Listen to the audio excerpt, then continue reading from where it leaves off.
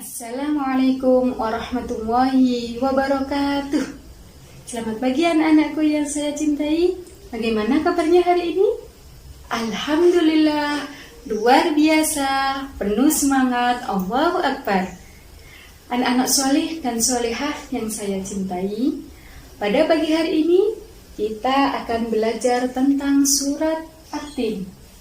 Sebelum kita mulai, marilah kita dahului dengan membaca ta'awudz dan basmalah. A'udzu billahi minasyaitonir rajim. Bismillahirrahmanirrahim. Wattini wazzaitun wa turi sinin wa hadzal baladil amin. Laqad khalaqnal insana fi ahsani taqwim. Thumma radadnahu asfala safilin. Illal ladzina amanu wa 'amilus solihati falahum ajrun ghairu mamnun. Fama yukadzibuka ba'du biddin.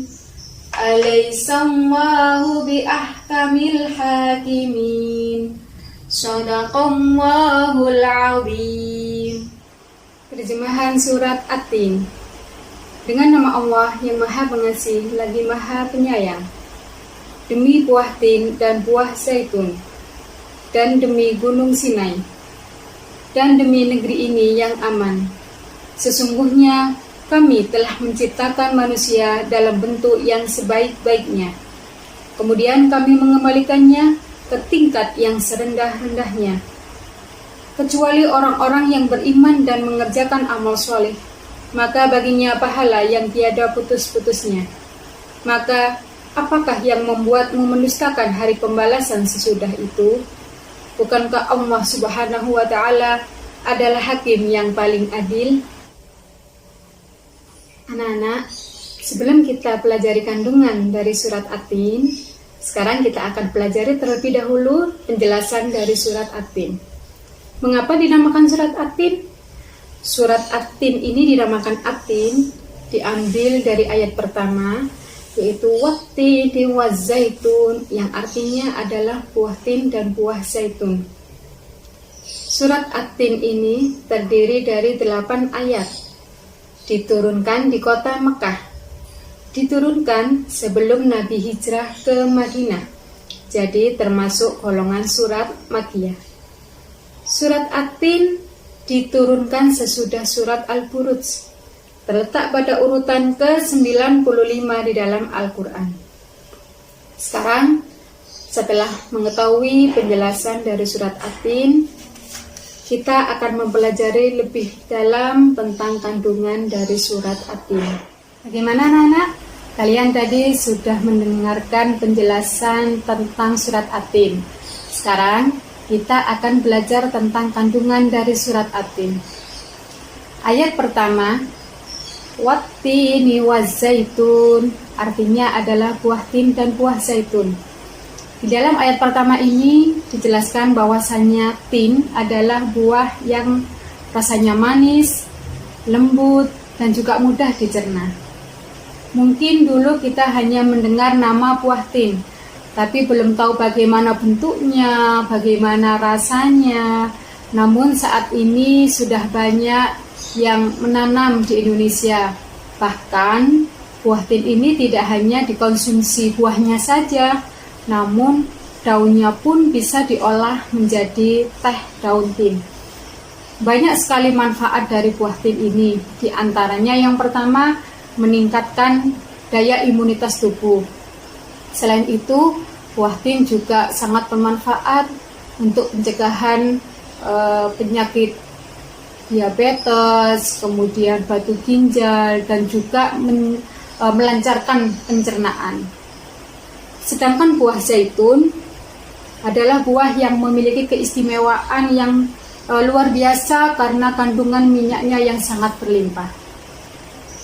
Di ayat kedua dijelaskan bahwasanya Bukit Tursina atau yang kita kenal dengan Bukit Sinai, yaitu tempat Nabi Musa menerima wahyu dan diangkat oleh Allah Subhanahu wa taala menjadi seorang Rasulullah. Pada saat Rasulullah Muhammad SAW melaksanakan Mi'raj, sebelum beliau sampai ke Sidratul Muntaha, beliau singgah di Bukit Tursina atau di Gunung Sinai ini untuk melaksanakan sholat sebagai penghormatan beliau pada kesucian tempat tersebut. Ayat ketiga menjelaskan bahwasannya kota yang aman ini adalah kota Mekah Al-Mukarramah. Mengapa kok disebut sebagai kota yang aman? Karena siapapun yang memasuki kota ini akan terjaga keamanannya dan juga keselamatannya. Kota Mekah ini juga disebut sebagai Ummul Qura dan tanah yang aman. Kota ini banyak menyimpan sejarah sejak zaman Nabi Ibrahim alaihissalam. Ayat keempat, di sini dijelaskan bahwasannya Allah menciptakan manusia dalam bentuk yang sebaik-baiknya. Allah menjadikan manusia dalam sebaik-baik bentuk. Proses kejadian manusia berbeda dengan makhluk-makhluk Allah yang lain. Manusia dilengkapi dengan akal, jasmani, rohani, dan juga nafsu. Anggota tubuh manusia serasi dan seimbang, sehingga tampak indah, cantik, dan juga mudah dalam melakukan berbagai kegiatan. Sedangkan binatang hanya diciptakan oleh Allah dengan jasmani dan juga nafsu. Binatang tidak memiliki akal, sehingga tidak bisa membedakan mana yang benar dan juga mana yang salah. Berbeda dengan manusia, karena manusia diciptakan oleh Allah dan dilengkapi dengan akal pikiran, maka manusia bisa membedakan mana yang benar dan juga mana yang salah. Ayat kelima, Allah Subhanahu wa ta'ala mengingatkan manusia, sekalipun mereka itu diciptakan dalam bentuk yang sebaik-baiknya, diciptakan sempurna, tetapi dapat turun derajatnya menjadi hina apabila mereka tidak mau beriman dan mengerjakan amal soleh. Di ayat ke-6, Allah menjelaskan bahwasannya orang-orang yang tidak pernah hina adalah mereka yang beriman dan senantiasa melaksanakan amal soleh. Orang yang demikian itu akan diberikan keselamatan oleh Allah di dunia dan juga di akhirat. Di ayat ke-7, Allah menjelaskan bahwasannya pada hari kiamat nanti akan ada hari pembalasan. Setiap perbuatan manusia, baik itu benar maupun salah, akan ada balasan semua dari Allah Subhanahu wa ta'ala. Oleh karena itu di sini ya, Allah sudah menunjukkan bukti-buktinya bagaimana manusia dilengkapi dengan akal pikiran supaya bisa mempergunakan dengan sebaik-baiknya, karena kita bisa membedakan mana perbuatan yang benar dan juga mana perbuatan yang salah. Ayat terakhir di ayat ke-8, Allah Subhanahu wa ta'ala adalah yang maha mengetahui, sebagus-bagus pencipta dan pengatur segala urusan. Allah Subhanahu wa ta'ala yang memberi keputusan atas segala persoalan. Tiada perbuatan walau sekecil atom pun yang dapat terlepas dari pengadilan Allah Subhanahu wa ta'ala. Pengadilan Allah Subhanahu wa ta'ala adalah sebaik-baik pembuat keputusan. Oleh karena itu, marilah kita senantiasa beriman, bertakwa kepada Allah dengan melaksanakan segala perintahnya dan juga menjauhi segala larangannya. Itulah anak-anak penjelasan dari surat At-Tin ayat 1 sampai ayat 8. Untuk tugas berikutnya, kalian hafalkan surat At-Tin ayat 1 sampai ayat 8.